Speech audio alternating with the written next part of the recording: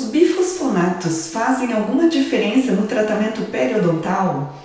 E depois de falar tanto em bifosfonato, se isso altera o tratamento ortodôntico, quem não viu, eu fiz uma postagem aqui no YouTube e nas redes sociais e se fala muito sobre bifosfonatos alterando o reparo endodôntico. Então, por exemplo, o paciente tem uma lesão periapical e toda vez que ele usa bifosfonato, ele acaba mexendo ali e acaba sentindo que aquele lugar nunca cicatriza, nunca acaba ficando bom e geralmente questionado se o paciente faz uso de alguma medicação para osteoporose, ele acaba fazendo. Então vem um comentário, estou respondendo aqui, um excelente comentário perguntando que como é que isso está dentro da periodontia, visto que já existem trabalhos científicos falando sobre o uso de bifosfonatos para a periodontia na prevenção da perda óssea. Pois bem, veja como a ciência acaba evoluindo. Já que se descobriu um medicamento que vai paralisar a perda óssea, já que ele é um análogo de uma substância que existe no corpo e, sendo ele análogo e não idêntico, ele acaba paralisando ou dificultando o processo de reabsorção. Então, se o grande problema na periodontia é perda óssea, seria maravilhoso se a gente tivesse uma pílula mágica, um comprimido, que pudesse fazer com que essa perda óssea fosse paralisada. Enfim, o problema é que isso acaba causando outros efeitos adversos, que são todos os efeitos adversos do uso de bifosfonatos. Então, por exemplo, o mais grave de todos é a possibilidade de osteonecrose dos maxilares por uso de bifosfonato. E, estatisticamente, nem todos os pacientes vão ter osteonecrose dos maxilares, nem todos os pacientes vão ter perda de implantes por uso do bifosfonato. Mas aqueles que o tiverem terão reações muito graves. Então, uma situação assim, existe risco? Existe.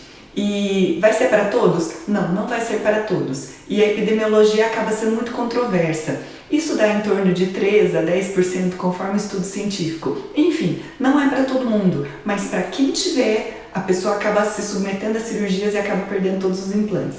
Esses são alguns dos efeitos adversos. Os ortopedistas, eles acabam dizendo que é uma medicação muito boa, muito segura para paralisar a perda óssea, mas aqueles que são contra ou fazem a favor de suplementação bioidêntica, eles acabam falando que isso pode até atrapalhar o processo de aposição ou neoformação óssea.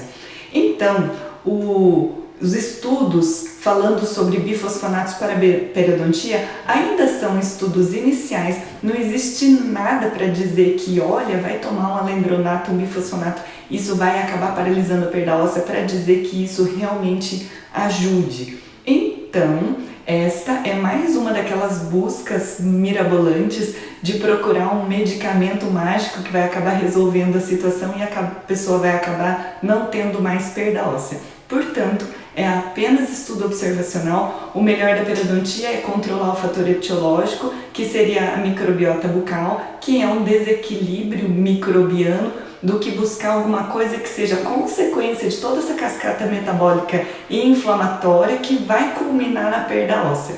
Pensar só na perda óssea é a mesma coisa que toda a história de vacina contra a cárie. Todas as histórias para vacina contra a cárie versavam sobre algum tipo de anticorpo que seria produzido para diminuir a agregação dos streptococcus do grupo mutans.